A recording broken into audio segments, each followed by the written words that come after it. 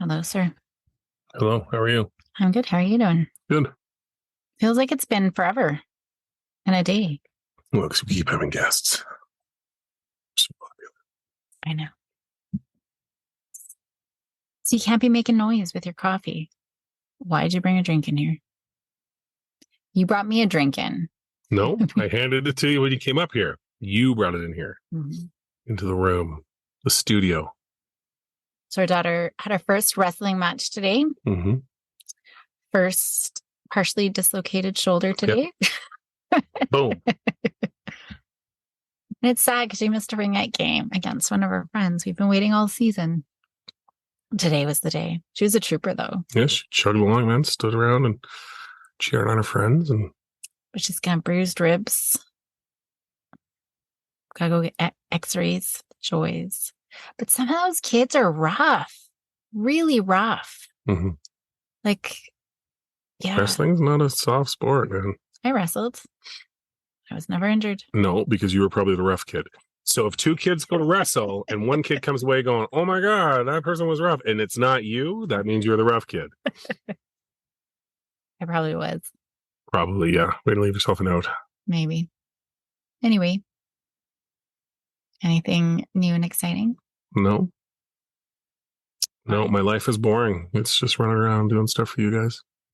You've been sick. I've been sick as a dog. How are you feeling now? Why are we in a small enclosed space if you've been sick? I have already coughed on everything you own when you weren't around. And you're still not sick, so I decided, screw it. Let's get into a closed space. All righty. Well, there you have it. Well, I think now just we're getting closer to the holidays for people who... Why did you look like that?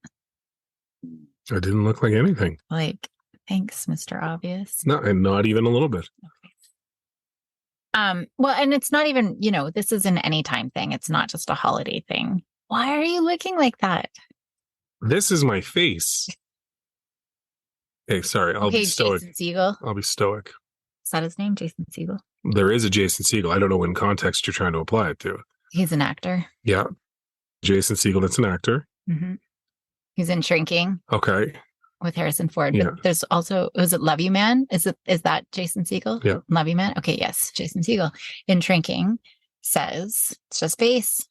When people are like, what's that look? And he's like, it's just face. What would you consider to be the greatest comedy of all time?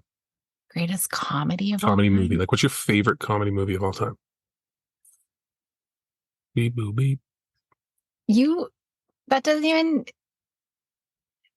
Andy's been teasing me all day. About being a computer, being a robot. Yes. Beep, boop, beep.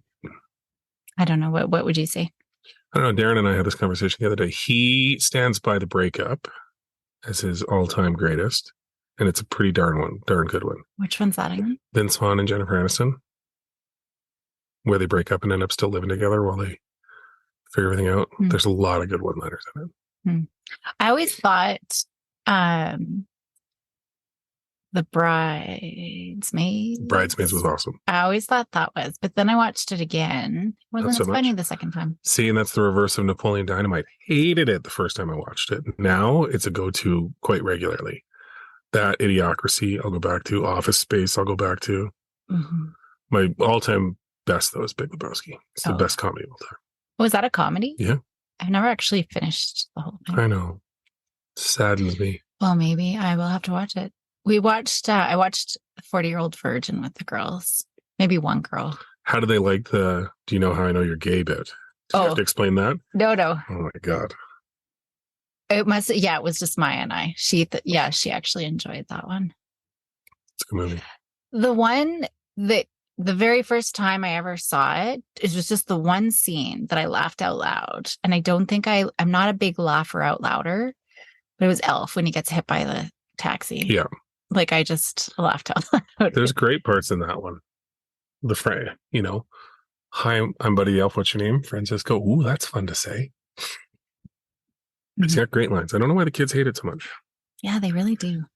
And I love you, Maya Stewart. I love you. Maybe that's why she hates the movie so much. Maybe Yeah. that's why. Really just answered our question pretty quickly there. Yeah. So the question that I have today, just, I was thinking as we're getting closer to the holidays, but this is true of any time. I came across this article around how to unspoil your kids. Mm-hmm.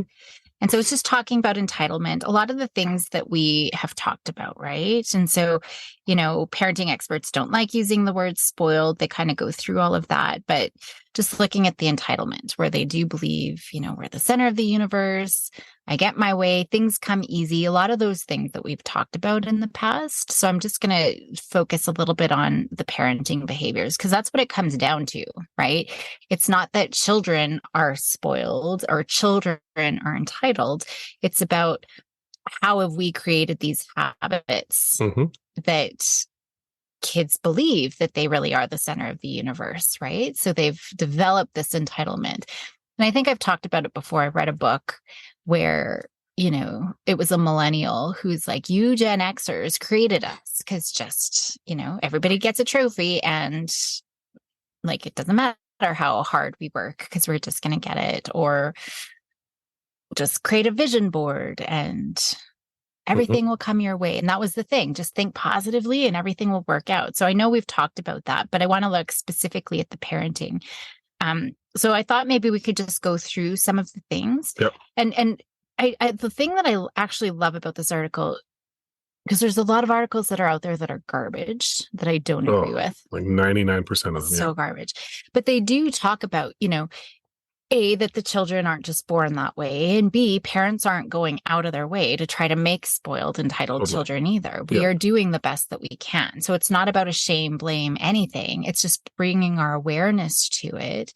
It's kind of like a self-fulfilled prophecy at the end of the day. We're so worried about our bond and our attachment with our kids that we're not very good at setting boundaries. And that's one of the key things, right? Like when we set a boundary. So I thought I would kind of go through some of that. I don't know if you have initial thoughts before. No, I think this is going to be interesting. Yeah. What's interesting? Just the whole premise of unspoiling your kids, right? Yeah. And I do like to preface that, it's not about blame. And we tried never to be about blame, but, a lot of the online conversation is around blame and my view versus your view, and very contrarian. So I think it's most definitely the right approach in terms of, well, it's similar to a conversation we had a few weeks ago around the awareness piece is the piece that needs to trigger all other change, right? Yeah. If you can't be aware of A, either what you want, or B, what you currently have that you don't want, in whatever context, you're never going to be able to enact the change you want. Well, and that's the first step is just, and they even say like, reflect, take time. The minute I start talking about this, even just right now, start thinking about how you might be contributing to spoiling your kids. And I always see that around the holidays. Like I've already started doing some shopping. They've made their lists and I want to get everything. Maya's easy because she's got 3 things on there, 3 records that are not even $100 total, right? So for her, it's easy. But then it's like, oh, I want to get more and more and more. And I got to keep it even. Well, I bought this person so much more, and I got to make sure that the other person doesn't feel that they're slighted. Yeah. So sometimes around the buying things, sometimes too, though, it's around like, well, I mean, I was just thinking we can do a little bit of a reflection. That's where I get sucked into it sometimes. But, boundaries, I think we're pretty good at boundaries. Boundaries in what way? Just rules and expectations. Although I guess like chore stuff we let slide. Yeah, but I think that's more a reflection of where we are currently at from our own state of mind, right? Like what you and I have always done is we're very quick to figure out what are the fights that are worth fighting in this moment and what are the fights you want to come back to because they are important. You just can't do it right now. Right. Nothing aggravates me more than chasing after the kids for chores. But I'm in a place right now where we're flat out. It's the end of the year. We're exhausted. I just don't have it in me. So it's easier for me to clean the counter, clean the kitchen, get everything put away. So, because it's funny. I don't know if this is where we're going to go with this, but it's harder for me to stare at the mess that they're refusing to acknowledge than it is for me to concede that they might have won this round, because mentally I just need it clear. I need to see order, right, within the chaos in a way. And I'm okay circling back with them, but at the same time, we've talked about this, I think, on the podcast and off on our own. It's the uh, uh, like, listen, dude, like, and I don't want to be the authoritarian, but that's when I start wondering, okay, have we gone too far?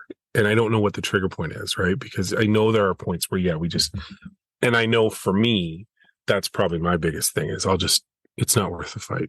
Yeah. It's just not worth the fight, right? And I think that's where I felt like I have a rule where we don't start a new show after 8. Mm-hmm. And actually last night, well, we've been watching a lot of TV again, but we've all been sick. We've all, the past few weeks, we've just kind of taken turns getting sick. We're all exhausted. Last night, it was just 7:59. Oh, I bet they were scrambling to get to that next episode. So we did. But there happened a couple nights even after 8, because I want to watch the next, it's left. We're watching The Marvelous Miss Maisel right now, and we're loving it.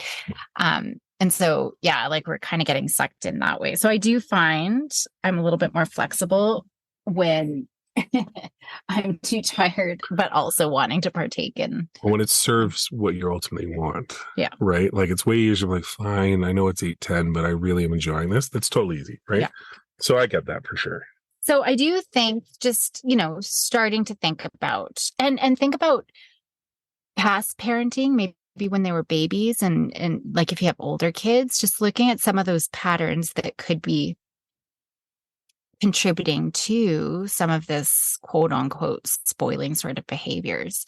And it might be based on our own childhood too, because maybe we had strict parents and we don't want to be like that. Mm-hmm. Right. So we want to be warm and giving and, all of these types of things. Totally. So, another one is to start encouraging autonomy. Right. So this is one that I know we've talked a lot about. What are you doing for your kids that they could be doing for themselves? Right? Everything. So getting dressed in the morning, brushing their teeth, getting ready for their bedtime routine, getting ready for school. We do so much for our children. We really need to start creating autonomy. And if they are doing good, looking for other opportunities too. Well, we had, I don't know what got into us, but Maya had talked about painting, wanting to repaint our main floor, living room and kitchen area. Yeah. And I'm like, okay, you pick the paint. Let's go. I'll take you to the store. And I let her pick the paint. And I thought it was god awful. And not only that, I let her paint. Our front main area where we're going to entertain and stuff, I let her paint. And so even though I saw spots missing on the wall, I didn't go over it. I just let her do it. But it looks fantastic. She made great choices. Yep. The space looks amazing now. It's just, so making big decisions. I think that, I don't know. Yeah, I think our kids have a lot of autonomy with that stuff because we're not married to the thing. Yeah. Right. So it's a lot easier for us to give up control of the thing. Whereas, we know a lot of people that know the house is, perfect. And this was specifically selected, and don't break. I don't have the energy or the attention span to constantly be chasing kids that have demonstrated time and time again they can't put their shoes away. So how am I going to trust them to not wreck a $10,000 couch? So yeah, I think we're a lot easier with that. Well, we've never been materialistic in that way. It's just whatever. If it's broken, it's just a thing. We can. Yeah. Well, you were like that with the paint. Whatever. If it's terrible, we'll just repaint over it, right? Yeah. So I do wish we had thought it through before. I am now sanding and preparing a 120-year-old piece of lumber to replace the mantle that came off the fireplace because I'm not sure we really talked that part out. No.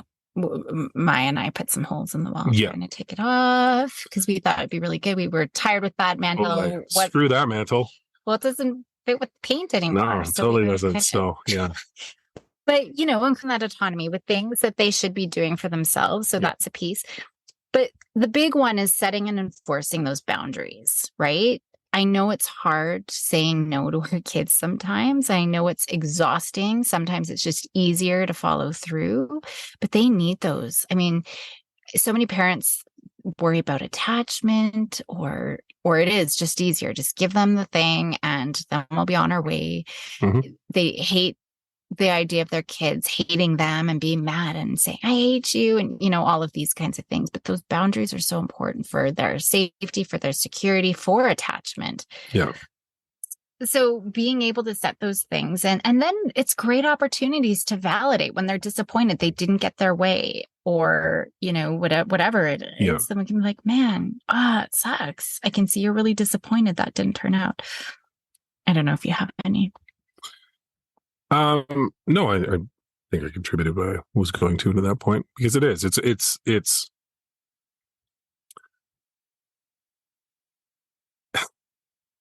I'm not sure I know what the point was.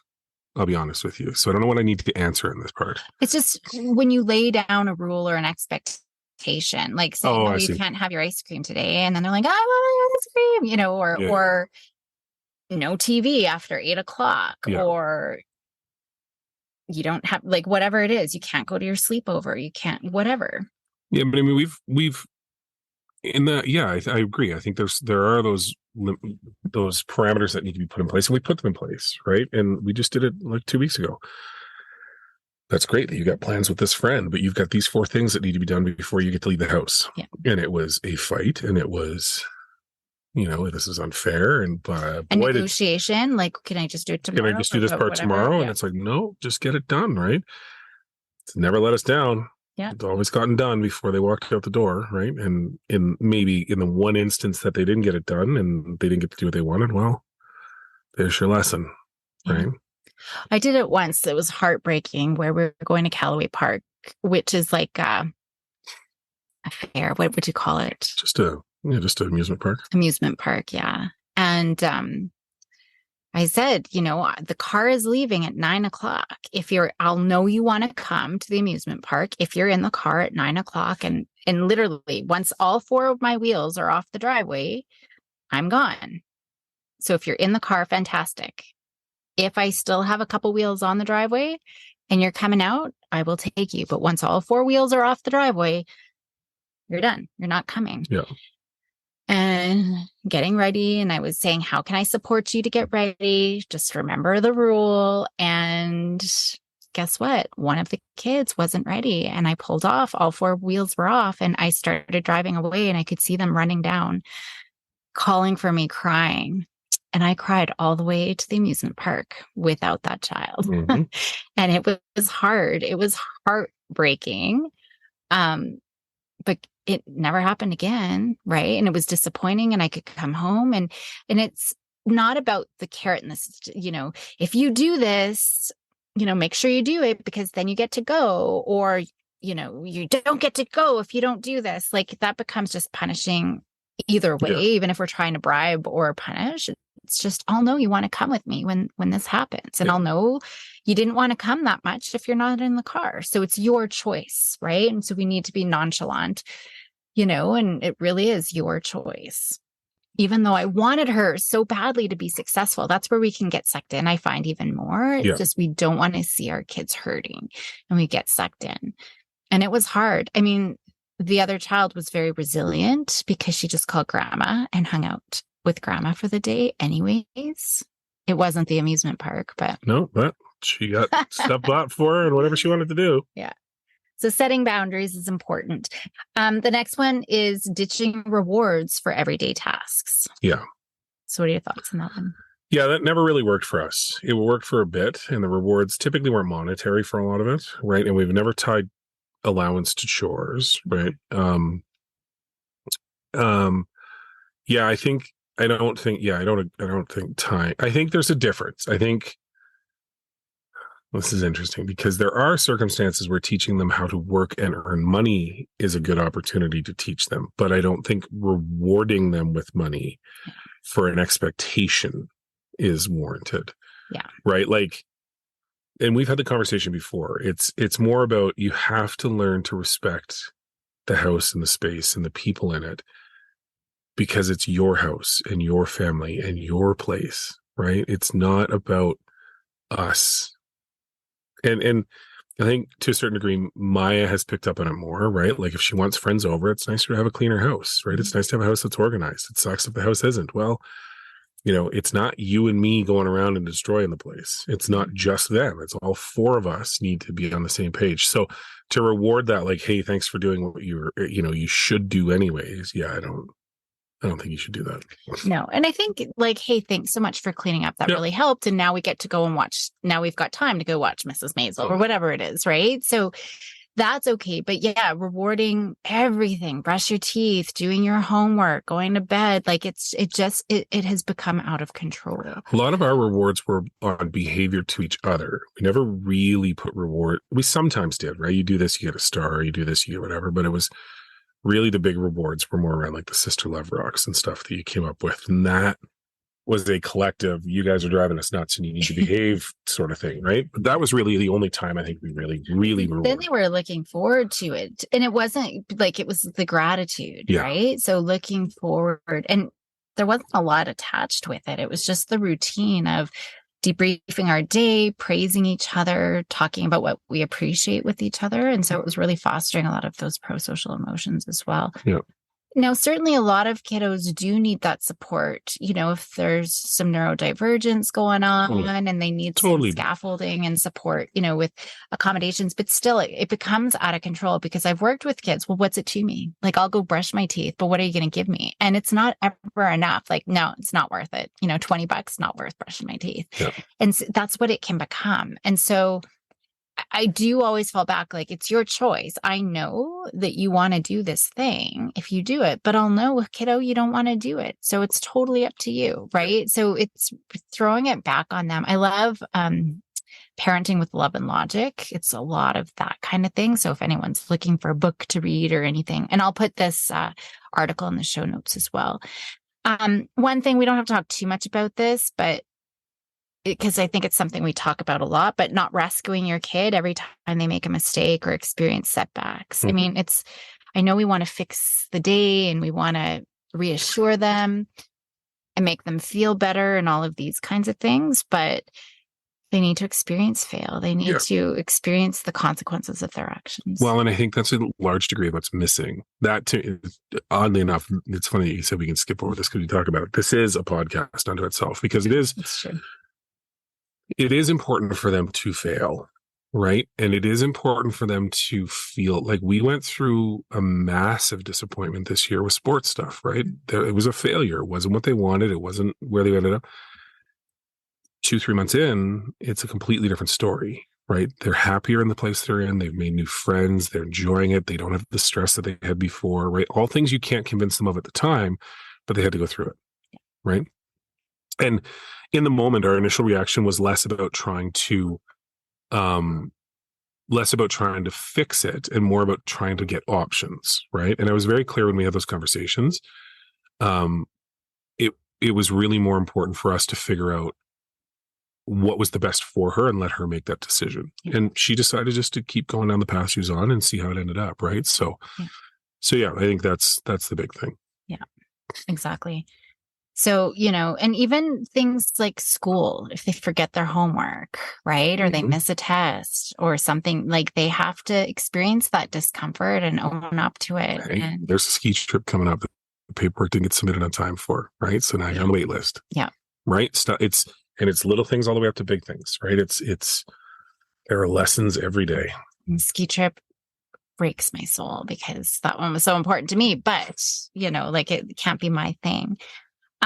Expect and accept that your kids are going to be upset with you. It's going to be inevitable. And I think that's the big piece that so many parents try to, oh, it's okay. And we see it all the time, the rudeness towards parents, like it goes beyond disrespect. It's just it's awful. It's disgusting how some of these kids talk to their parents and, oh, it's okay. Like, oh, I'm so sorry. And, just trying to, Yeah, that's the only time that I am not as progressive as I want to be, or as capable of emulating your better parenting traits that I try to, is when there is a willful attempt to just be rude.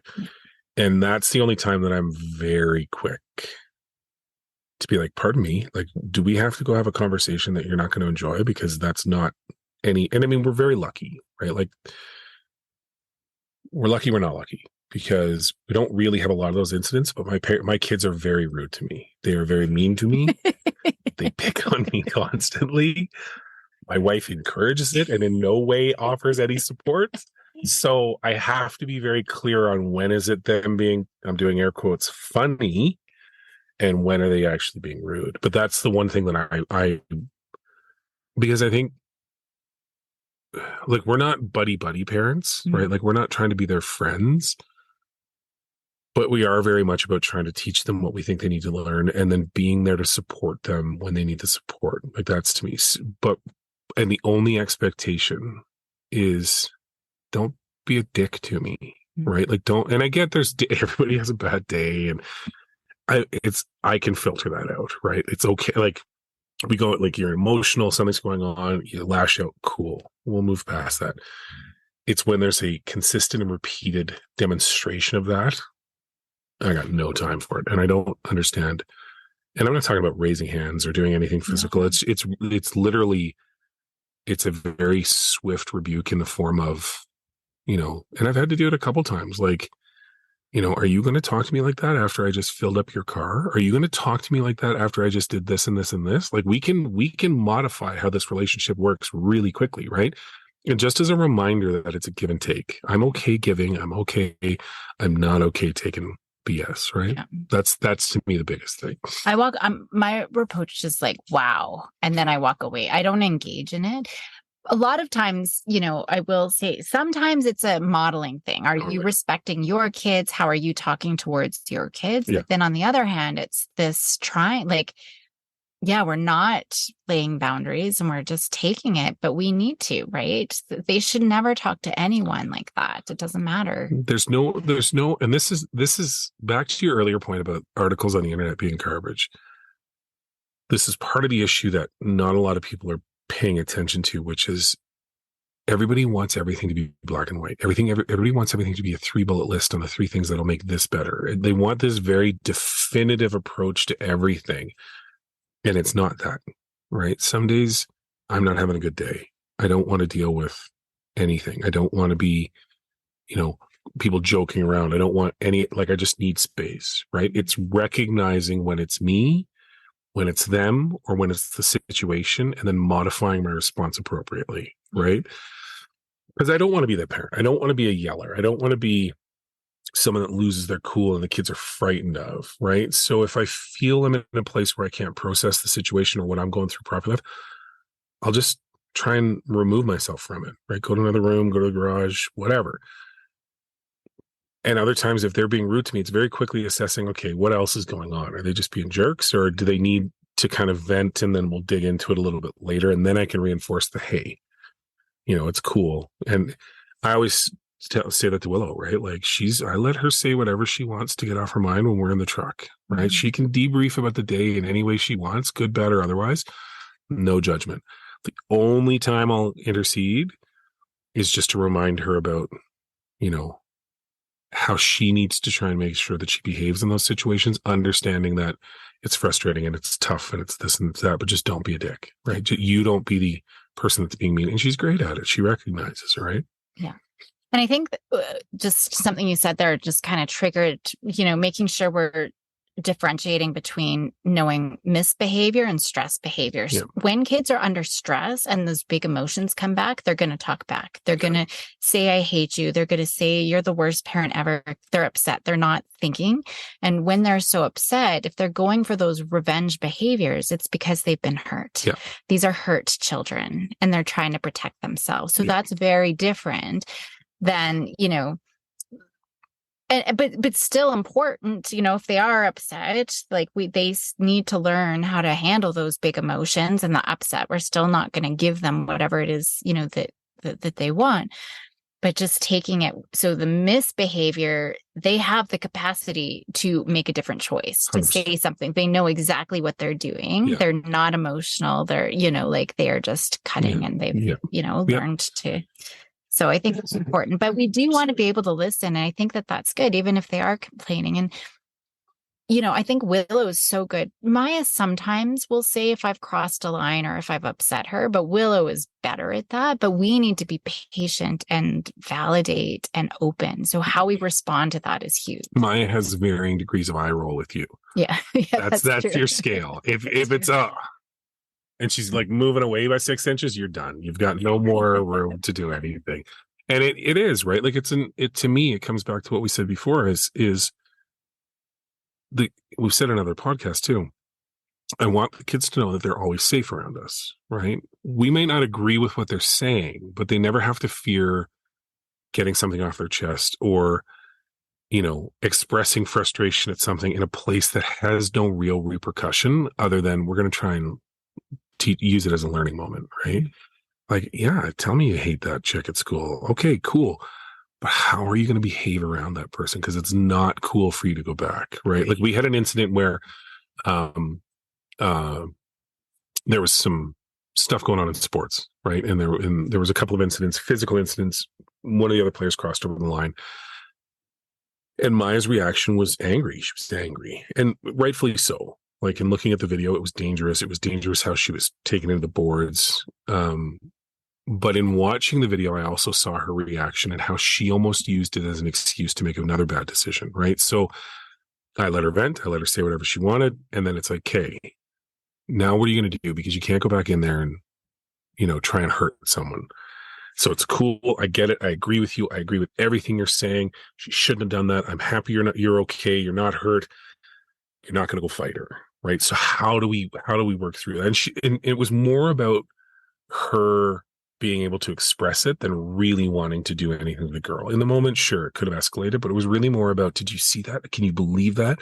That she's the worst? Yeah, absolutely. She's all those things. Absolutely. Right.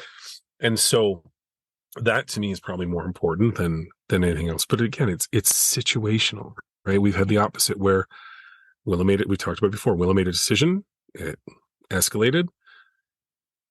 Kid a B word. He didn't respond well to that.